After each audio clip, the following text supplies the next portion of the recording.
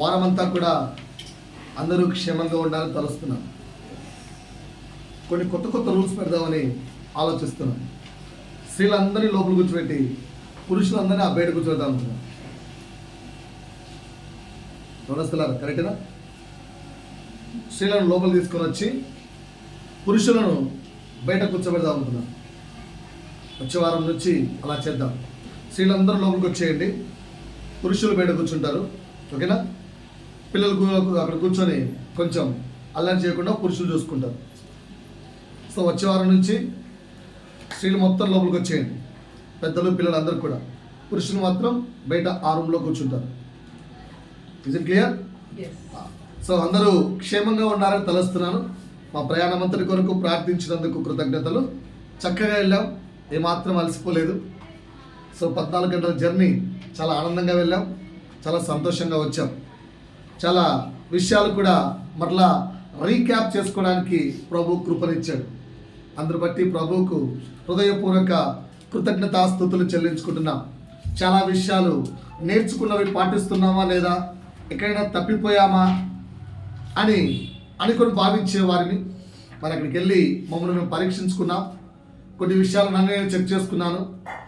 ఉన్న వాటిని బట్టి ప్రభువుకు కృతజ్ఞతలు చెల్లించాను.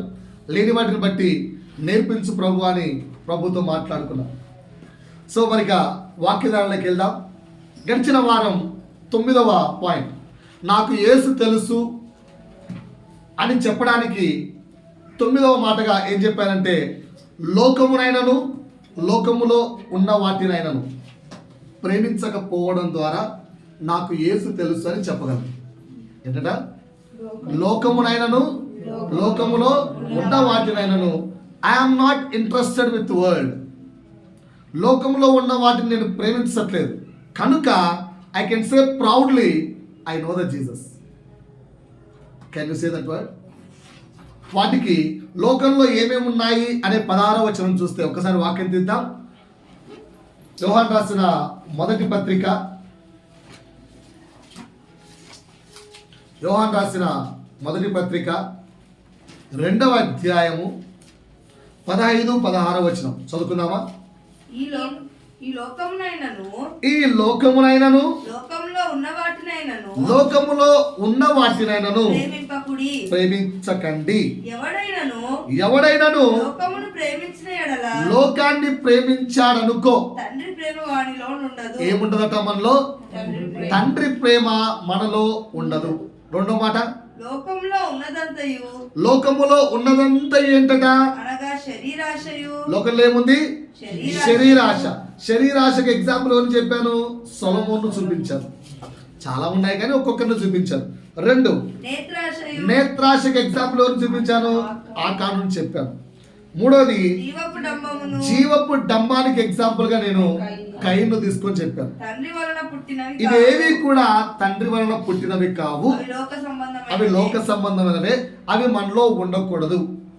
సో ఒకనొక టైంలో ఒక దైవ సేవకుడి దగ్గర ఈ మాట విన్నాను. వింటున్నారా? ఒక దైవ సేవకుడి దగ్గర ఈ మాట విన్నాను. ఏంటి ఆ మాట? సాతాను ఎవరినైనా నాశనము చేయాలి అంటే ఆ సాతాను ప్రయోగించే 3 బెస్ట్ వెపన్స్ ఈ 3 అట. ఓకేనా? ఇప్పుడు జనరల్గా యుద్ధం జరిగేటప్పుడు మా దగ్గర ఒక మంచి ఆయుధం ఉంది అని ప్రతి దేశం చెప్తుంది కదా. వింటున్నారమ్మా? మాట్లాడుకోకండి, ఎవ్వరు మధ్యలో మాట్లాడుకోవద్దు. పిల్లలు కాదు మీరు. ప్రభు వాక్యాన్ని చాలా ధైర్యంగా చాలా ఓపికగా వినండి. మధ్యలో మాట్లాడుకోకండి. పెన్నులు పుస్తకాలు అన్నీ కలిగి సిద్ధపడుతూ రావాలి. దయచేసి వాక్యానికి ఇంపార్టెన్స్ ఇద్దాం. ప్రభు రోజులు చదువుతున్నాడు. అమ్మ లేదు ఇక్కడ, ఇక్కడికి వచ్చిన తర్వాత డాడీ లేడు, ఎవరు లేరు, ప్రభు మాత్రమే. ధ్యానంగా వాక్యం వేపిందాం. ఎక్కడెక్కడ మనం చెడిపోతున్నాం మనం చెక్ చేసుకుందాం. రైట్? సో ఆ వ్యక్తి ఏం చెప్పాడంటే, నేను కూడా చాలా ఆశ్చర్యంగా నేను ఎప్పుడు ఇల్లేదు ఈ మాట అని. సాతాను పంపించే గొప్ప అంటే సాతాను దగ్గర ఉన్న ద మెయిన్ వెపన్స్ అంట ఈ 3. ఏంటవి? నేత్రాశ, శరీరాశ, జీవపుడము. సో ఈ 3 వెపన్స్తోనే యేసును సైతం డీల్ చేసింది సాతాను. చూద్దాం ఎక్కడుందో. రైట్, ఇక్కడ మత్తయి సువార్త 4వ అధ్యాయం. నేను మొత్తం చదివించదలుచుకోలేదు, నాకు అవసరమైనది మాత్రం చదివిస్తున్నాను.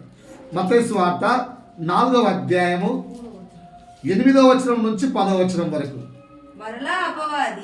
మరలా అపవాది అంటే ఆల్రెడీ ఒక వెపన్ వాడాడు పైన. ఏంటి ఆ వెపన్ అంటే శరీరాశ. ఏంటి ఆ వెపన్? ఫుడ్. శరీరం బాగా కోరుకునేది ఫుడ్. ఆ శరీరాశను ఆల్రెడీ వాడేశాడు. పాపం యేసు పడిపోలే, గెలిచాడు. అది గెలిస్తే నెక్స్ట్ వెపన్ ఏం వాడుతుందో చూడండి ఒకసారి. మిగుల ఎత్తైన ఒక కొండ మీదకి ఆయనను తోడుకొని పోయి రైట్ ఈ లోక రాజ్యములన్నిటినీ వాటి మహిమను ఆయన ఏంటంట లోకము మొత్తాన్ని ఆయన చూపించిందట. లోకం మొత్తాన్ని యేసుకు చూపించింది. సో మరి ఈ లోకంలో ఏముంది? ఈ లోకంలో ఉన్నదాన్ని మనం ఎందుకు టెంప్ట్ అవుతున్నాం? యేసు టెంప్ట్ అయ్యాడా, గెలిచాడా? చెక్ చేస్తే అక్కడ యేసుకు చూపించి, అయ్యా ఇదంతా నీకు ఇచ్చేస్తా, జస్ట్ నువ్వు నాకు ఒక్కసారి సాగిలపడి ముక్కు తెచ్చాను. నాకు ఇది రాసుకుంటున్నప్పుడు చిన్నది గుర్తొచ్చింది. బ్రిటిష్ వాళ్ళు కూడా మన దేశంలోకి అలాగే వచ్చారు. సార్ జస్ట్ వ్యాపారం చేసుకోవడానికి ప్లేస్ ఇవ్వండి సార్ అన్నారు. వ్యాపారం కాస్త పోయి వాళ్ళ న్యూ టెక్నాలజీ వస్తువులు వాళ్ళకి చూపించారు. రాజులేమి మిగతా వాళ్ళేమి వాటికి ఆకర్షితులైపోయి, నేత్రాశ వాటికి ఆకర్షితులైపోయి వారిని మెల్లిగా లోపలికి రానిచ్చారు.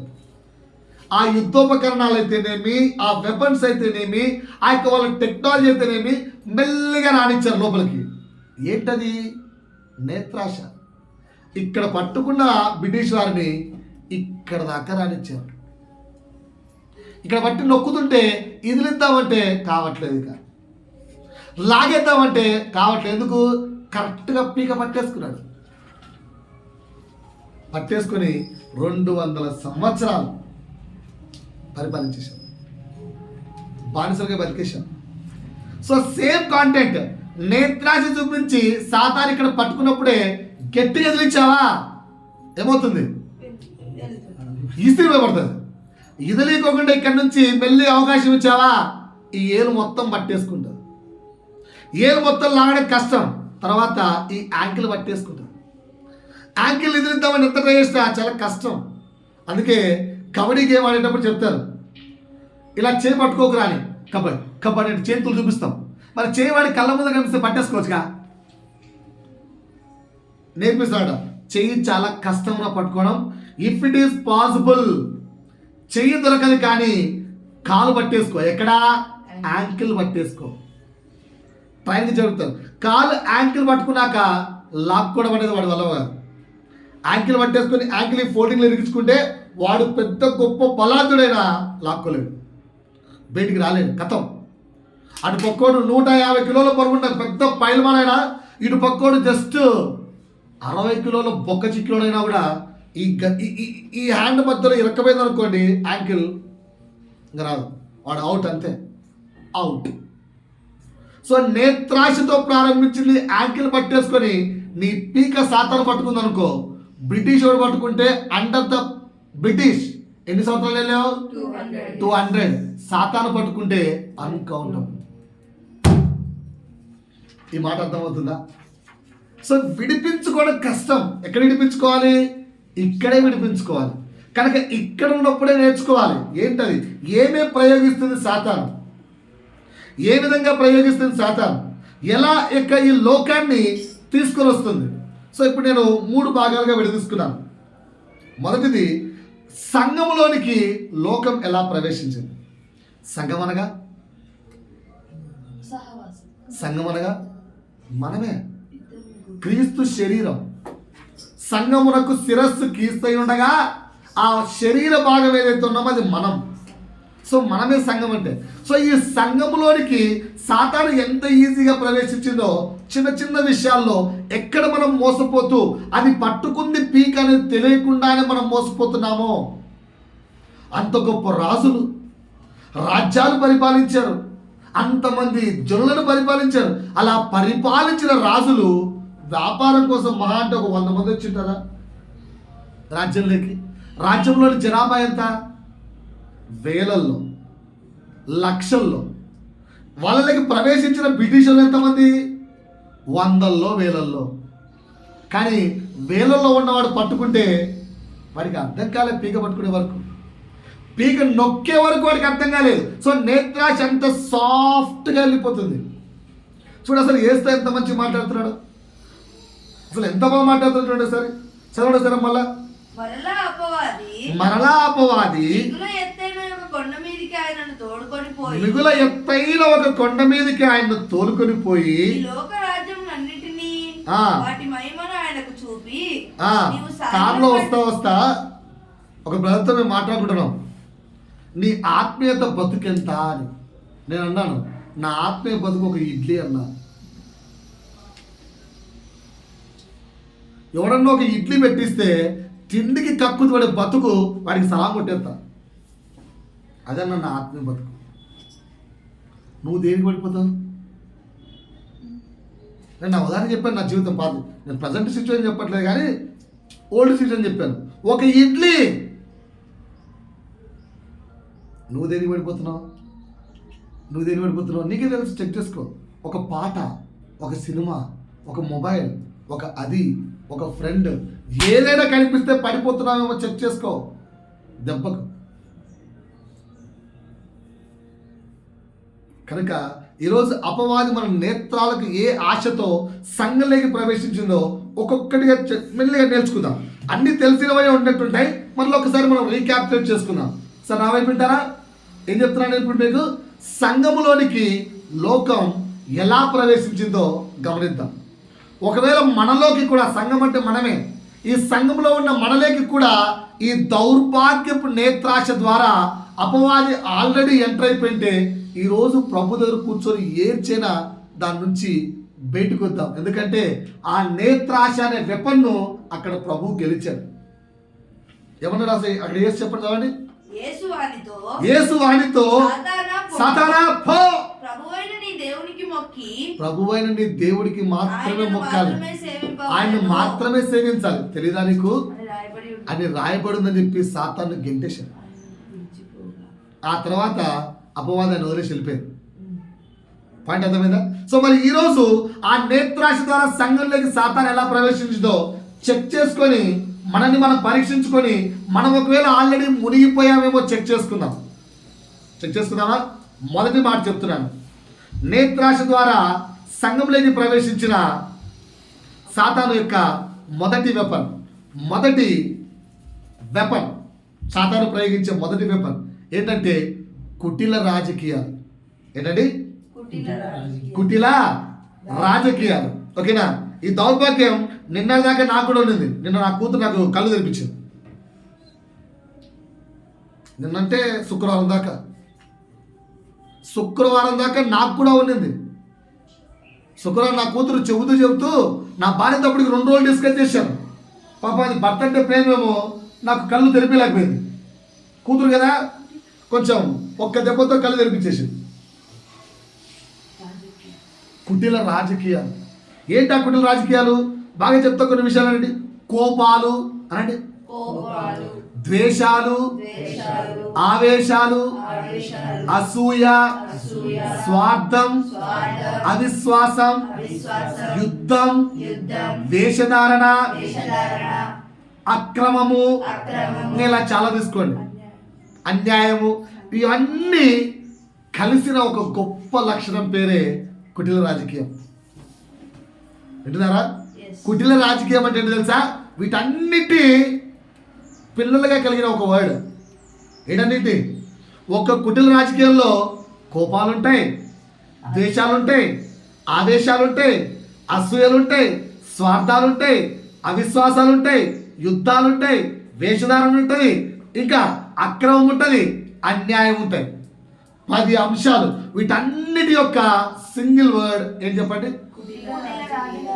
కదా, సింగిల్ వర్డ్ ఏంటి చెప్పండి? క్యాంప్కి వెళ్ళినప్పుడు నా కూతురు తెగ అరుస్తుంది. 60 మందిలో అక్షయ అరుస్తుంది. ఏమన్నా అంటే అక్షయ పేరు మారిపోయిపోతున్నాడు. నాకేమో లోపల గుండెల్లో భయం. తండ్రిని కదా. బయటకు వచ్చిన తర్వాత ఏంట్రా తల్లరిత్రం అవసరం అక్షయ అంటే కాబట్టి అవసరమైంది. చర్చిలో ఆన్సర్ చెప్పకుండా ఖాళీ కూర్చొని నిద్ర వస్తుంది. నిద్రకు సాతానికి నేను లొంగిపోమంటావా? దేవునితో ధైర్యంగా మాట్లాడుకోమంటావా? అబ్బో కరెక్టే, నోరు మూసుకుని కూర్చున్నాగా నేను. ఎందుకు ఇలా ఆన్సర్ చెప్పుకుంటూ కూర్చున్నాను అనుకో, నిద్రకు ఆవాహయామి అని చెప్పి పూజతో నిద్రను పిలుస్తున్నాడు. మీరు ఏదైనా చెప్పినప్పుడు దాని ఆన్సర్ చెప్పడం నేర్చుకోండి. ఏం నిద్రపోతున్నా తెలిసి చిన్నపిల్లలు కదా పాపం వచ్చిన ఈసారి బాగా నిద్రపోతున్నారు. నిద్రపోకుండా మేలుకుంటే ఏం చేయాలి? సాతాను వినకుండా చేసేది ఇదే, యాక్టివ్గా ఉండాలి. సో ఇవి లోకంలో ఉన్న రాజకీయంలో మనం చూసే అంశాలు. లోకంలో రాజకీయంలో ద్వేషాలు ఉండవా? ఆవేశాలు ఉండవా? కోపాలు ఉండవా? స్వార్థాలు ఉండవా? అన్యాయాలు ఉండవా? అక్రమం ఉండదా? నటనా జీవితం ఉండదా? ఇవన్నీ లోకములో ఉన్న రాజకీయంలో ఉంది. మరి క్రీస్తులోకి వచ్చిన సంఘము అనే దీంట్లో ఈ రాజకీయం లేదా? ఉందా లేదా? ఉందా లేదా? ఉందా లేదా? ఉంది. ఓకేనా? ఫర్ ఎగ్జాంపుల్ తీసుకుంటాను. అలా సిస్టర్లో బ్రదర్ వీళ్ళ ఫ్యామిలీ ఉందని కాదు, కానీ ఎగ్జాంపుల్ తీసుకుందాం. ఎగ్జాంపుల్గా మీరు ఫీల్ కాకండి భయ్యా, ఉంటే మాత్రం సరి చేసుకోకండి, లేదనుకోండి ఎగ్జాంపుల్ చెప్పారని చెప్పి అడ్జస్ట్ చేసుకోండి. ఓకేనా? ఇప్పుడు ఇది ఫస్ట్ ఫ్యామిలీగా ఉంది మన దగ్గర ప్రజెంట్. ఓకేనా? ఇంకో ఫ్యామిలీ వచ్చింది. ఫర్ ఎగ్జాంపుల్ దేవుని కృపను బట్టి 10 ఫ్యామిలీస్ వచ్చాయి. ఓకేనా? వాళ్ళ పిల్లలకు డోలకి ఇచ్చాను, వాళ్ళ పిల్లలకు పైకి ఇచ్చాను. ఇలా ఫీలింగ్ ఏముంటుంది?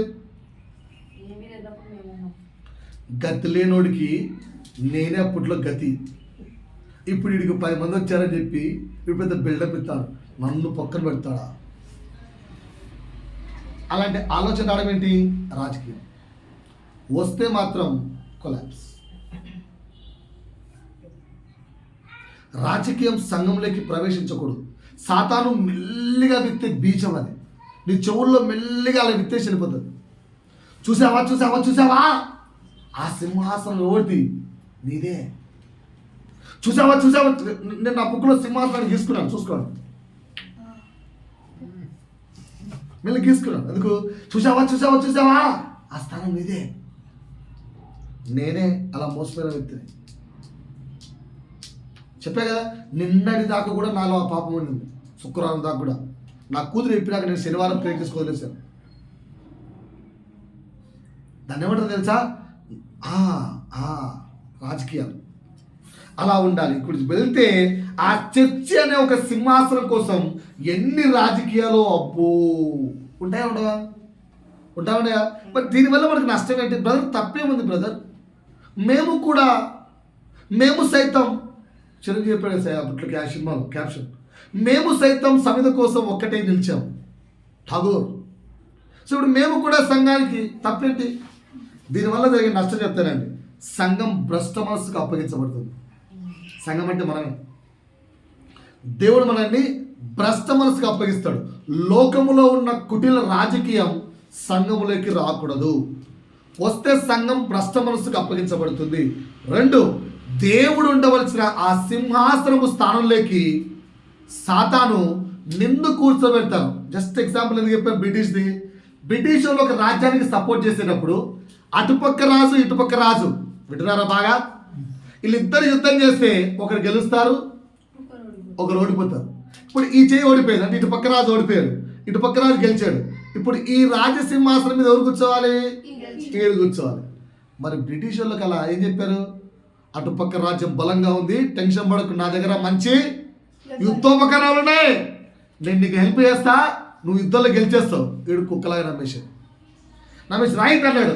సాతానికి ప్లేస్ ఇచ్చాడు, వచ్చాడు, యుద్ధం చేశాడు, గెలిచాడు. గెలిచిన తర్వాత వీడు కూర్చున్నాడు సింహాసనం మీద. ఎవరు కూర్చున్నారు? సాతాను మన చెవుల్లో కూడా అలాగే ఊతుంది. నువ్వే తోపు, నువ్వే అది, నువ్వే ఇది, నువ్వే అది, నువ్వే ఆ సింహాసనానికి అరగడవు, నువ్వే నేనే అనొచ్చాడు. కూర్చోకుంటో కరెక్ట్ కూర్చునేటప్పుడు అదల పాతాలకి తొక్కేసి అది కూర్చుంటుంది. సో దేవుడు కూర్చోవలసిన నీ హృదయ సింహాసనం మీద ఎవరిని కూర్చోబెడతావట? సాతాను కూర్చోబెడతావు. జాగ్రత్త. కుటిల రాజకీయ నీళ్ళకి వచ్చిందా? So dangerous. తల ఊపకమ్మా, నోటితో సమాధానం చెప్పు. గుడ్. దేవుడు మనకు నోరిచ్చాడు. 3వది తెలుసా? సంఘములో ఉన్న ఆత్మీయత పూర్తిగా చచ్చిపోతుంది. ప్రేమానురాగాలు చచ్చిపోతాయి, పలకరింపులు తగ్గిపోతాయి, ఏదో నాకు ప్రైజ్ లార్డ్ సిస్టర్ దరిద్రం వచ్చి వచ్చింది ఏంటా ప్రైజ్ లార్డ్ సిస్టర్ లోపలేంటి చూసావా ఎటు వచ్చిందో అబ్బా ఈమెకి సోకులు తప్ప ఇంకేం లేవు. ఇటు పక్క ఏరావతో సోకులు అని చెప్పుకుంటూ ఇటు పక్క ఏమైతే అబ్బా సిస్టర్ ఎంత మంచిగా ఉన్నారో మీరు. ప్రేమ ఆప్యాయత ఉన్నట్ట సచ్చినట్ట. అది కుటిల రాజకీయం. నాలుగోది ఏంటివి? నేత్రాలు. దీని వెనక ఏముంటాయి? మనోనేత్రాలు. ఏమిటేట? అవి వెలిగించబడవు. ఏమైందంట? అవి వెలిగించబడవు. కుటిల రాజకీయము నీ మనస్సులోకి చొరబడితే మనోనేత్రాలు, జ్ఞాననేత్రాలు అంటావు కదా, అవి వెలిగించబడవు. అవి వెలిగించలేబడలేదనుకో నువ్వు దేవుణ్ణి చూడలేవు. 4 అయిపోయింది. 5 విశ్వాసంలో ఆత్మ సంబంధమైన ఏ ఆశీర్వాదము రాదు. నువ్వు ఎంత ఆశీర్వాదం ఎత్తుకుంటావో అంత ఆశీర్వాదం రాదు. ఎప్పుడు? నీలో కుటిల రాజకీయం ప్రవేశిస్తే. కుటిల రాజకీయానికి ఏమేమి చెప్పాను? కోపాలు, ద్వేషాలు, ఆవేశాలు ఇవి ఏమి వచ్చినా కూడా ఆత్మీయత చచ్చిపోతుంది కనుక ఆశీర్వాదాలు రావు. లాస్ట్ 6వ లాస్ ఏం చెప్పారు? ఇప్పటికి 5 కుటిల రాజకీయం వస్తే నీకు 5 నష్టాలు చెప్పారు. ఏం చెప్పండి? భ్రష్ట మనసుకు దేవుడు నేను అప్పగిస్తాడు. ఆ భ్రష్ట మనసు ఎలా ఉంటుంది తెలుసా? నీ కళ్ళ ముందే, ఇవన్నీ వివరించకూడదు, చర్చిలో బాగోదు. నీ కళ్ళ ముందే నీ పిల్లలు వేరే మగవాళ్ళతో తిరగడం చూస్తుంటారు. నీ కళ్ళ ముందే నీ పిల్లవాడు వేరే అన్యజాతి అమ్మాయిని పెళ్లి చేసుకోవడం చూస్తాం. ఇంకా విపరీతం ఏంటంటే చాలా విపరీతాలు జరుగుతాయి. భరించలేని స్థితికి వెళ్ళిపోతాం. దేవుడు అప్పుడు నేను కాపాడు. ఎందుకంటే అప్పగించింది దేవుడు. రోమిలకు రాసిన పత్రిక 1వ అధ్యాయం తీగండి 1:28 ఇక్కడ ఉంటుంది. వీరు దేవుడికి ఇవ్వవలసిన చోటును సాతానుకి ఇచ్చారు కనుక నేను వీరిని భ్రష్ట మనస్సుకు అప్పగించుచున్నాను. చదవండి సార్, గుర్తుంటారు? రోమిలకు రాసిన పత్రిక 1వ అధ్యాయము 28 చదవమ్మా. మరియు వారు తమ మనస్సులో దేవునికి చోటివ్వక కుటిల రాజకీయములకు చోటిస్తూ అపవాదిని సింహాసనాసీనుడు చేశారు కనుక వారి దేవుడు ఏమంటున్నారు? చెయ్యరాని కార్యములు చేర్చుటకు దేవుడే వారిని భ్రష్ట మనస్సుకు అప్పగించాడు. ఆ భ్రష్ట మనస్సు వాళ్ళ స్వభావం ఎలా ఉంటుందో కింద పాయింట్లు చాలా ఇచ్చారు చదవండి. అట్టి వారు సమస్తమైన దుర్నీతి చేతను, దుష్టత్వము చేతను, లోభము చేతను, ఈర్ష్య చేతను నిండుకొని మస్తరము అంటే అసూయ, నరహత్య, కలహము, కపటము, వైరమును వాటితో నిండిన వారై కొండెగాండ్రను, అపవాదికులను, దేవదూషకులను, హింసకులను, అహంకారులను, బింగములాడు వారును, చెడ్డ వాటిని కల్పించు వారును, తల్లిదండ్రులకు అవిధేయులను, మాట తప్పు వారును. అబ్బబ్బబ్బబ్బబ్బబ్బ ఎన్ని ఉంటాయి కుటుంబంలో. అందుకనే ఏం చెప్పాను? కుటిల రాజకీయాలు సాతాను మెల్లగా ఇక్కడ ఇచ్చేస్తుంది. ఇక్కడ వచ్చి చెవులో కూతుంది. ఏం చెప్పాలి? ఏంద్ర చెవులో దోమ అన్నదిలే. అట్లా ఇదిలించుకోలేదు అనుకో ఆ దోమ ఏం చేస్తుంది? మెల్లి కొయ్యలో వెళ్ళిపోతుంది. వెళ్తే దీన్ని అంతా ఖరాబ్ చేస్తుంది. జాగ్రత్త సుమా.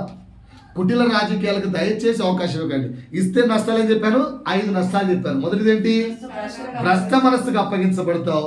రెండోది నీ హృదయ సింహాసనం మీద దేవుడి బదులు సాతాను వచ్చేస్తుంది. మూడవది సంఘము అంటే మనలో పూర్తిగా ఏమవుతుంది? ఆత్మీయత చచ్చిపోతుంది. 4 మనోనేత్రాలు వెలిగించబడవు. 5 ఆశీర్వాదాలు ఉండవు. 6 చచ్చిపోతావు. దేనివల్ల? ఆత్మీయంగా చచ్చిపోతావు.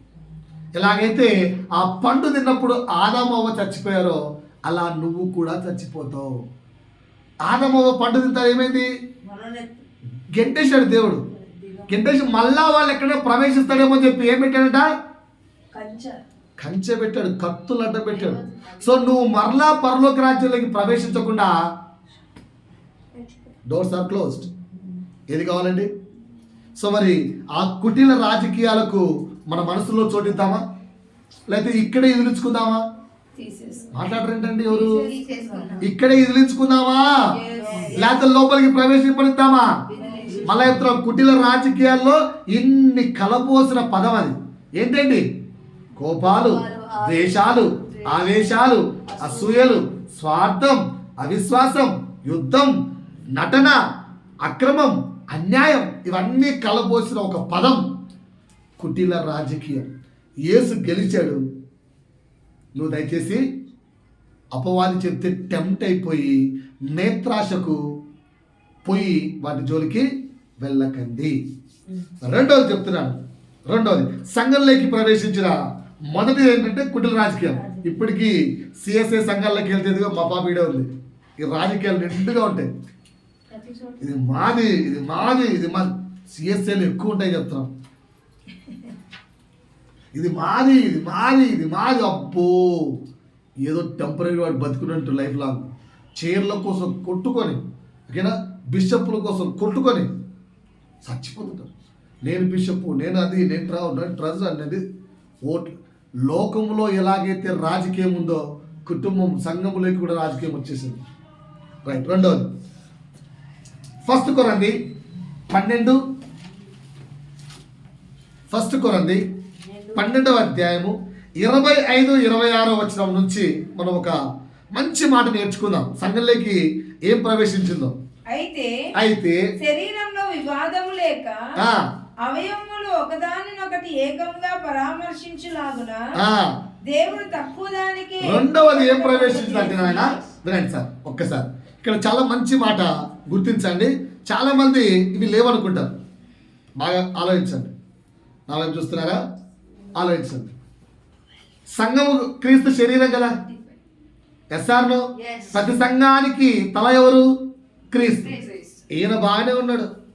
క్రీస్తు మాత్రం ఈ సంఘంలో, ఈ శరీరంలో చాలా అవయవాలు ఉన్నాయి. వీళ్ళు మాత్రం ఆ సంఘస్థుడు మంచోడు కాదు, ఈ సంఘస్థుడు మంచోడు కాదు, ఆడిట్ట ఈడట్ట, ఆడిట్ట వాడి సంఘానికి వెళ్ళక, ఈడి సంఘానికి వెళ్ళక. ఇన్ని కక్షలేంది? అన్ని సంఘాలు క్రీస్తు శరీరమే కదా. తప్పుంటే తప్పు నాయన చెప్పు బైబిల్ ప్రకారంగా. ఎందుకు మీరు ఒకరినొకరు గొడవ పడుతున్నారంటే ఒకరికి ఒకరిను అవమానపరుచుకునే స్వభావాన్ని సంఘంలోకి సాతాను ఆల్రెడీ తెచ్చేసి. ఏంటో రెండో క్యారెక్టర్, ఒకరిని ఒకరం అవమానపరుచుకునే తత్వం సంఘంలోకి ఆల్రెడీ వచ్చేసింది. ఒకరిని ఒకరం అవమానపరుచుకునే స్వభావం సంఘంలోకి ఆల్రెడీ అపవాది తీసుకొని వచ్చేసింది. కానీ బైబిల్ ఏం చెప్తుందో ఒకసారి చూస్తే, నేను చదువుతున్నప్పుడు నేను కూడా మోసపోయాను భయ్యా. ఇక్కడ ఇది బాగుంది, మనలో లేదు. అంటే మనలో లేదు, మనం పర్ఫెక్ట్. ఇక్కడ మళ్ళీ నేను చదువుతాను ధ్యానంగా వినండి. నేను చదువుతాను ధ్యానంగా ఎత్తి అందరూ ఒకసారి తీయండి. 1 కొరింథీ 12:25 చదువుతున్నాను. తీసారా? ఏం చెప్పాను? సంఘంలోకి ఏమొచ్చేసిందట? ఒకరిని ఒకరము అవమానపరుచుకునే స్వభావం ఆల్రెడీ వచ్చేసింది. ఏందా సిస్టరు, ఏమైంది? ఏంటమ్మా? ఇవన్నీ ఒకరినొకరు నమ్మకపోవడం. అర్థమవుతుందా? ఎలా వచ్చిందో చెప్తానండి ఇక్కడ మంచిగా.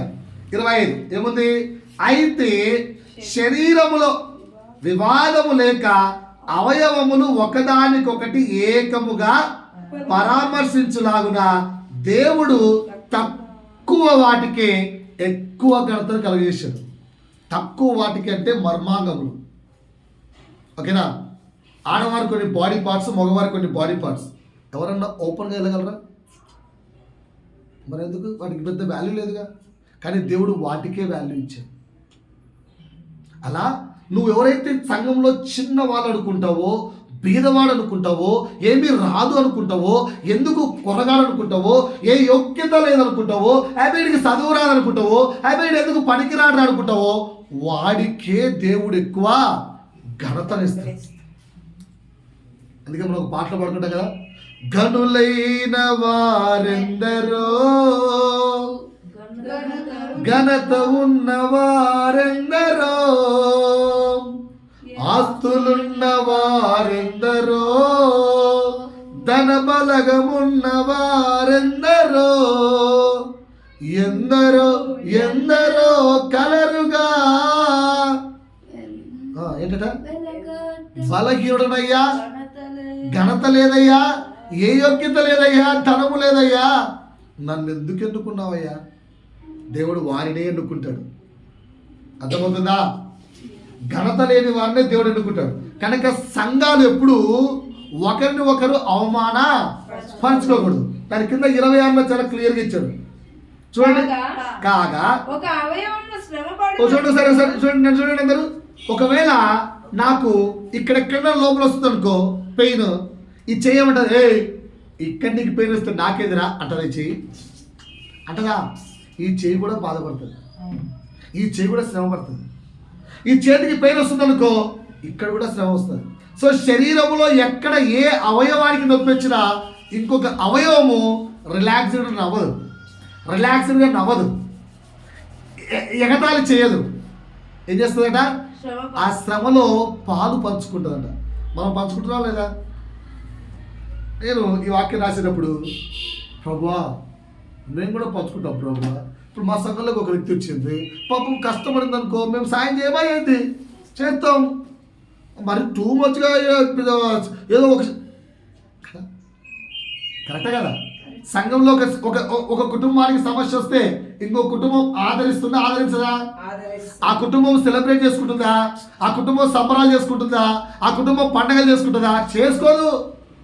అంటే మనలో కూడా ఈ వాక్యం ఉంది, ఉందా లేదా చెప్పాలి, ఉందా లేదా అని చాలా సంతోషించాను నేనైతే. అది పార్ట్ ఏ. దాని కింద పార్ట్ బి చూడండి. ఒక అవయవము ఒక నిమిషం నా వైపు చూడండి అమ్మ, అందరూ నా వైపు చూడండి. పురుషులారా, స్త్రీలారా, పెద్దలారా, చిన్నలారా,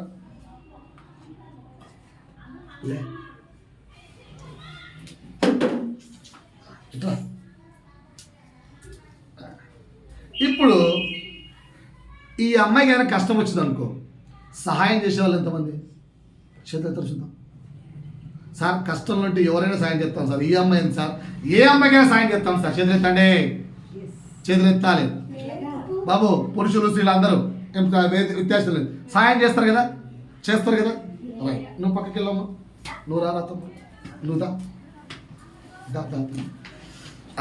ఇప్పుడు ఈ అబ్బాయికి సమస్య వచ్చింది అనుకోండి, పాపం family problems, financial problems, studies problems, మొత్తానికి ఏమొచ్చాయి అనుకోండి, సహాయం చేసే వాళ్ళు ఎంతమంది? చేతులెత్తా. మీరు మీ కొడుక, మీ కూతురు కొడకండి, తమ్ముడా కాదు, సంఘంలో ఒక వ్యక్తి సాయం చేస్తారో లేదు చెప్పండి సార్. ఇంతగా మీరు చెప్పాల్సిన అవసరం లేదు సార్.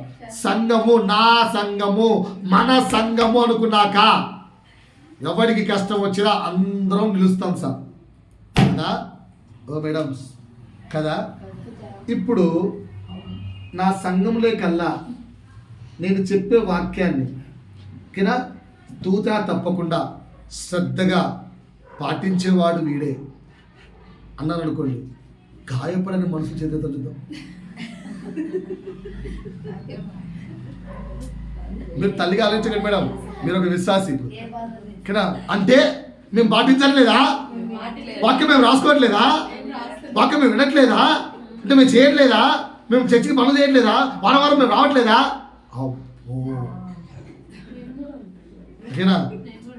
ఓకేనా కూర్చోనా.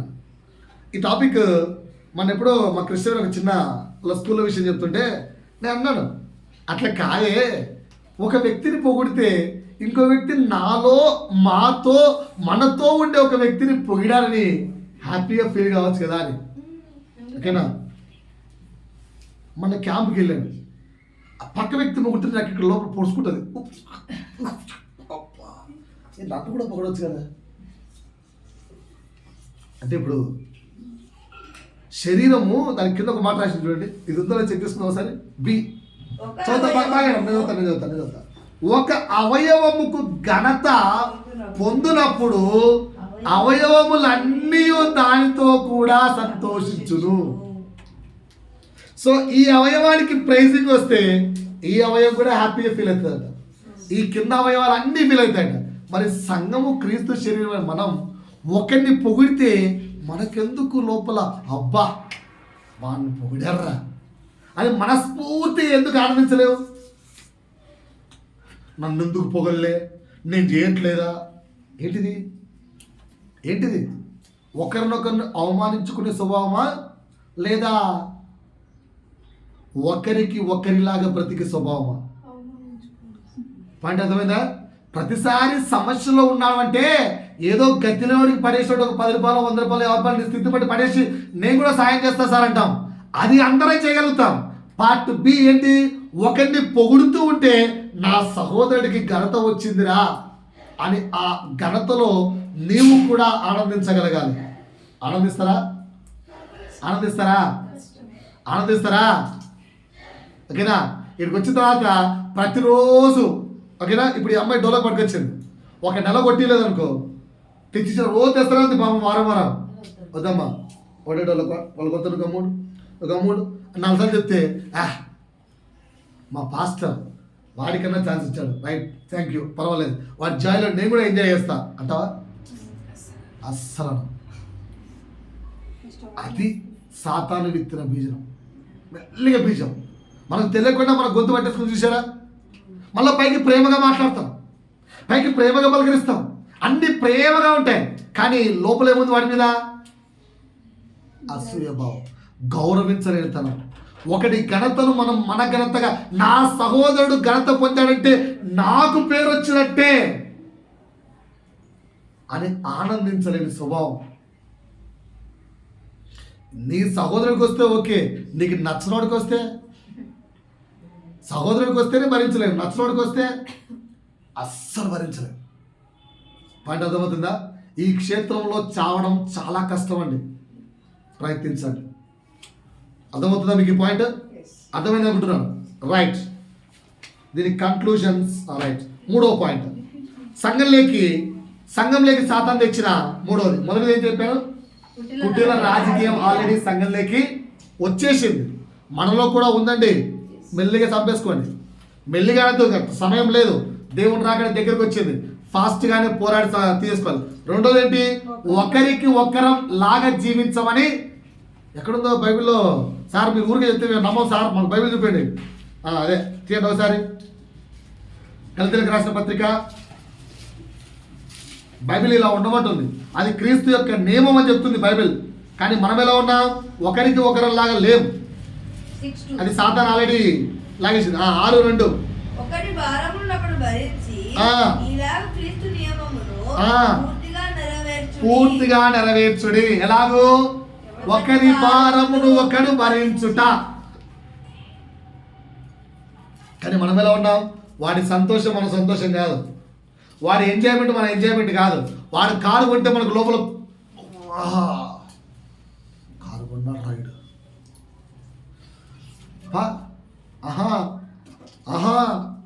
ఓకేనా? అనిపించట్లేదా? ఎగ్జాంపుల్ చెప్పండి, చెప్తాను నేను మీకు, ఓకేనా? అరే ఉదయ్, నేను నిన్ను నమ్మలేనురా, ఓకేనా? కిషోర్ నమ్ముతారా అంటే 2 రోజులు అంతేలే మామ అంటావా? నేను చెప్పు అరే సర్లే మామ, నన్ను నమ్ముకోతే నా అన్న నమ్మినావుగా, నేను సెలబ్రేట్ చేసుకుంటాను, చేసుకోమను. ఎలా చేసుకోగలుగుతారు అట్లా? పాసిబులా? అది క్రీస్తు లేకపోవడం. కానీ క్రీస్తు చేసుకుంటాడు, క్రీస్తు స్వభావం సెలబ్రేట్ చేసుకుంటాడు, ఓకేనా? రైట్. మూడవది సంఘంలోకి సాతాను తెచ్చిన మూడవ వెపన్. అమ్మా, సంఘంలోకి సాతాను తెచ్చిన మూడవ వెపన్. చాలా సంఘాలు దేవుడి యొక్క శరీరమైన చాలా సంఘాలు దేవునికి బహుగా గాయము చేసిన ఈ మూడో వెపన్ వ్యభిచారం. సంఘములో ఈ మధ్య వ్యభిచారం విపరీతంగా వచ్చేసింది. లోకములో ఉండింది, ఇది సంఘంలోకి వచ్చేసింది. అందుకే సంఘములోనికి లోకాన్ని త్యాకండి అని నేర్పిస్తున్నాను. ఓకేనా? మన వస్తూ నా కూతురు అడుగుతుంది, డాడీ ఈ ప్రాంతంలో అని. నేను చెప్పాను సో పాస్టర్. సంఘంలోకి వచ్చిన ప్రతి స్త్రీని వాడుకునేవాడట. దగ్గర 8-9 మెంబర్స్. మేము ఇంకో ప్రాంతానికి చర్చికి వెళ్ళాం. ఎంత మంచి ఆరాధన చేసేవాడు తెలుసు ఆయన. మేము అనుకున్నాం, అబ్బా ఎంత మంచి పాడుతున్నాడు రా, ఎంత బాగా ఆరాధన చేస్తున్నాడు రా. 1 సంవత్సరం అయిపోయింది, లేడు. ఏమైంది ఆ పాస్టర్ లేడు అంటే, భార్య మంచిగా ఉంది, పిల్లలు మంచిగా ఉన్నారు, సంఘానికి వచ్చి ఒక ఆమె తీసుకు వెళ్ళిపోయాడట. వీడికేం తోల్పకరా, భార్య ఉంది కదరా అంటే ఏమో ఏం ప్రేమ నడుపుతున్నారు. సంఘాలు చాలా విచ్ఛిన్నమైపోతున్న ప్రాంతాలు ఇవి. దయచేసి జాగ్రత్త కలిగి ఉండండి. ఎందుకంటే సంఘంలో 3 ఉండొద్దని చెప్పి మా నాయకుడు మాకు ఎప్పుడు బోధించేవాడు. 1 అర్థం, ఆర్థిక వ్యవస్థ నా భార్య అయిపోయింది. అర్థం అంటే డబ్బులు, డబ్బు డబ్బు డబ్బు. 2 అందం, దీని ప్రాధాన్యత ఉండకూడదు. 3 ఆడది. ఈ ముగ్గురి యొక్క ప్రాధాన్యత సంఘంలో నడవకూడదు. సంఘంలో వీళ్ళ యొక్క స్ట్రాటజీలు నడిచాయా, ఎన్ని వ్యభిచారాలు చూస్తున్నారంటే సంఘంలో పాస్టర్లు విశ్వాసులు. నెక్స్ట్ పాస్టర్ అమ్మలు ఒక సంఘం చూశాను. ఆ దైవ సేవకుడు 8 సంఘాలు కట్టాడట. అందులో ఒక సంఘం మన ఉప్పల్లో ఉంది. మన ఉప్పల్లోనే గొప్ప సేవకుడు, అద్భుతంగా సేవ చేశాడు, కనుమరుగైపోయాడు. ఏంట్రా అంటే ఎంత సేవ చేస్తుంటే అపవాది పట్టుకోలేక పాస్ట్రమ్మలో కార్యం చేసింది. ఆ మాటను తట్టుకోలేక, ఆ హేళన భరించలేక పూర్తిగా డెడ్ అయిపోయాడు. జస్ట్ అంతే ఉన్నాడు పాస్టర్. 8 సంఘాలు కట్టిన పాస్టర్. పాస్టర్ అమ్మలు, పాస్టర్ల పిల్లలు అధికంగా వ్యభిచారం చేసేవాళ్ళు వీళ్ళే. సంఘంలో సాతాను వాళ్ళనే టార్గెట్ ఎక్కువ వేస్తారు. కనుక పాస్టర్ పిల్లలు, పాస్టర్ అమ్మలు చాలా జాగ్రత్తగా ఉండాలి. హైలీ రిస్ట్రిక్షన్స్లో ఉండాలి. Because you are highly concentrated by the God is devil and God. చాలా కాన్సన్ట్రేషన్. కనుక ధ్యానం ఉండాలి. యూత్ ప్రత్యేకించబడి ఎప్పుడు కూడా ఇన్స్ట్రుమెంట్స్ మీద ఎక్కువ సోకులు పెంచుకోకండి. పాట పాడడానికి సోకులు పెంచుకోండి.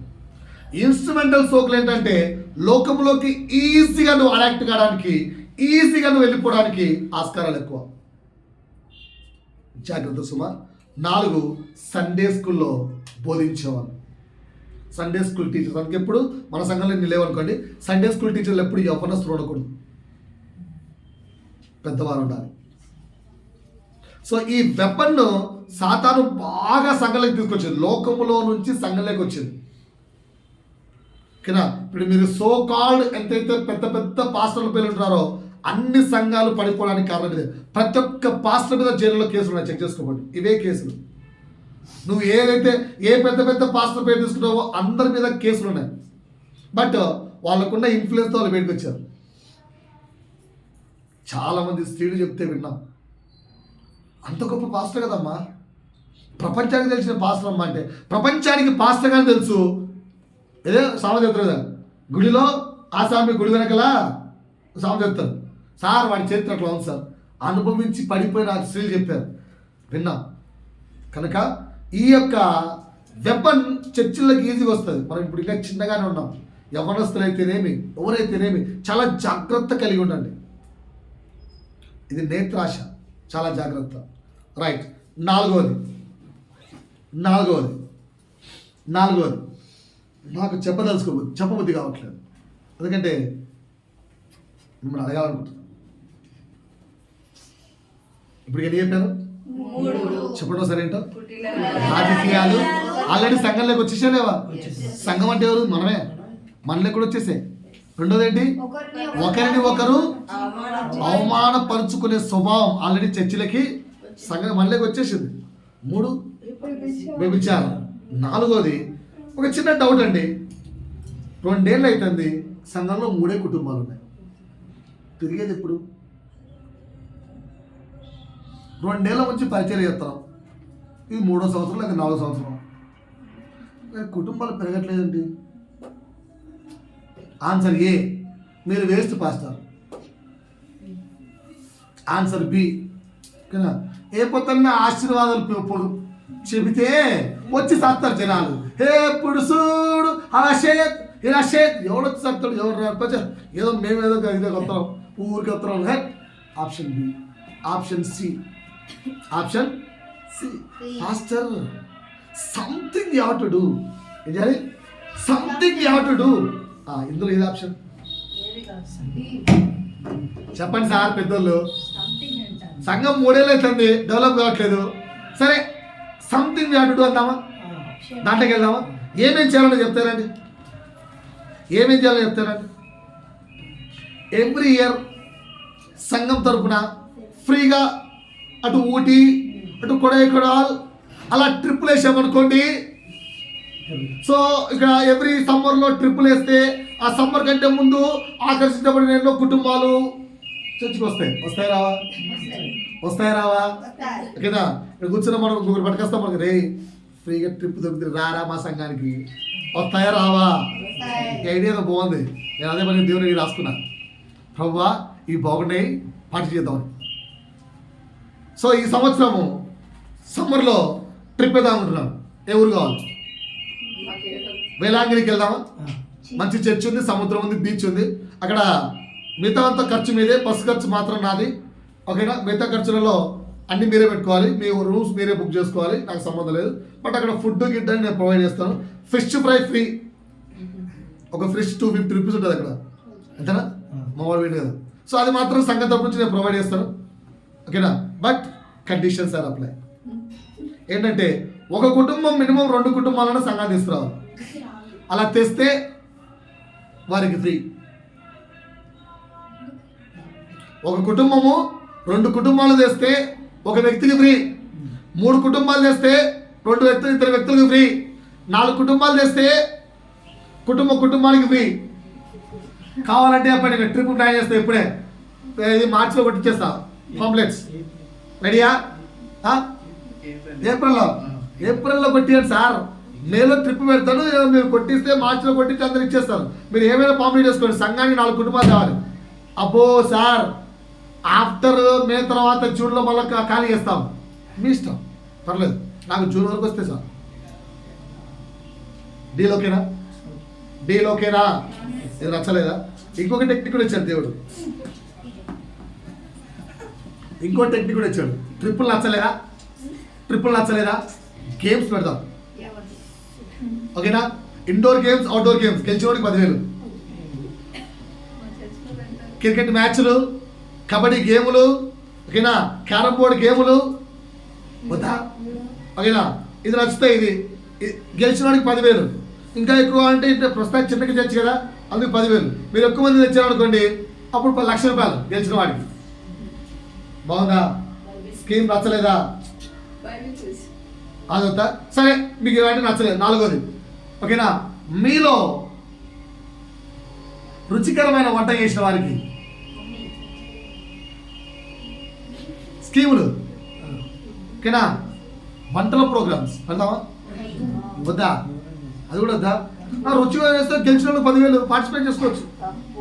తప్ప ఎంత మంచి పాటలు చెప్తే తప్పు అంటారు. సరే 4వది భయ్యా, వద్దులే మీకు నచ్చలేదు కూడా. సరే 4వది, ఫస్ట్ నచ్చిందా ట్రిప్పులు? అది ఓకేనా? అది ఓకే, నచ్చింది. ట్రిప్పులు నచ్చిందా? వద్దా? ట్రిప్పు ఒక్కరికి నచ్చితే ఎట్లా పార్టిసిపేట్ చేస్తాం? నీకు ఓకేనా? ట్రిప్ ఇద్దరికి నచ్చింది, ఆ భాగంలో అంత ఉంటా. సో వీళ్ళిద్దరికి నచ్చింది ట్రిప్పులు. సార్ 2, ఓకేనా? ఏం చెప్పాను? గేమ్స్. ఇందులో నచ్చిన వాళ్ళు ఉన్నారు. ఈ స్కీము సార్ మీరు గేమ్స్ పెడితే నేను ఒక 20 మంది వరకు వేస్తాను. నాకు చర్చి డెవలప్ కావాలి అంతే ముందు, అది ఇంపార్టెంట్. యంగ్స్టర్స్ ఏ కావాలంటే ఏ గేమ్ కావాలంటే ఆ గేమ్ పెట్టిస్తాం. వద్దా? 3 వంటల ప్రోగ్రామ్స్. సరే అవి నచ్చమంటే 4 పాటల పోటీలు, ఓకేనా? బైబిల్ క్విజ్లు, ఎలాగైతే ఇంటర్ స్కూల్ కాంపిటీషన్స్ అన్నట్టు inter church competitions, inter school competitions లాగా ఇంటర్ చర్చ్ కాంపిటీషన్స్. ఈ చర్చలకు ఆ చర్చలకు కాంపిటీషన్ పెడతాం. కాంటే మనం గెలిస్తే అలా లాక్కోవచ్చా? ఇవేవి లేవా? ఇప్పుడు నేను చెప్పేవి సంఘాల్లో లేవా? ఎన్ని సంఘాలు ఉన్నాయి? బోలెడు సంఘాలు ఉన్నాయి. ఉన్న ప్రతి సంఘము సాధారణ సంఘం.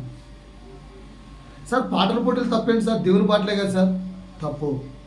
సార్ క్విజ్ ప్రోగ్రామ్ తప్పేంటి సార్? మన సతీష్ కుమార్ గారు పెట్టారు, మీలో కోటీశ్వరుడు. క్విజ్లో గెలిస్తే ₹1,00,00,000. బైబిల్ క్విజే గెలిస్తే ₹1,00,00,000. స్కీములు, ఫుడ్ స్కీమ్ అని, అక్కడ బరియల్ గ్రౌండ్ స్కీమ్ అని మస్తు పెట్టారు. బయట శ్మశానం. ఇవన్నీ చేసి ఓకేనా స్కిట్లు, డాన్సులు, వన్నెస్సులు ఇవన్నీ పెట్టి చర్చిని నింపుకోవచ్చా నింపుకోకూడదా? ఇప్పుడు అన్ని సంఘాలు అలాగే నింపుకుంటున్నాయిగా, నింపుకోవట్లేదా? అన్ని సంఘాలు అలాగే నింపుకుంటున్నాయి. Yes or no? చెక్ చేసుకోండి సార్. ఇవన్నీ సాతాను సంఘాలు. డైరెక్ట్ నరకమే, వేరే ఆప్షన్ లేదు. సో 4వది ఏంటంటే అల్లరితో కూడిన ఆటపాటలు, games, trips, quiz programmes etcetera etcetera etcetera. సంఘం ఎప్పుడు వీటిని కనెక్ట్ చేయదు. సంఘం ఎప్పుడు క్రికెట్ మ్యాచ్లు కనెక్ట్ చేయొద్దు. సంఘం ఎప్పుడు స్కిట్లు పెట్టద్దు. సంఘం ఎప్పుడు డ్యాన్సులు వేపియద్దు. No dances, no skits. ఓకేనా? సండే స్కూల్లో ఒక 1000 మంది ఉంటే సండే స్కూల్ సపరేట్గా చిన్న పిల్లలతో, అది కూడా ఏది <6 years వాళ్ళతో పెట్టచ్చు. అంతే, మిగతా ఏం లేవు.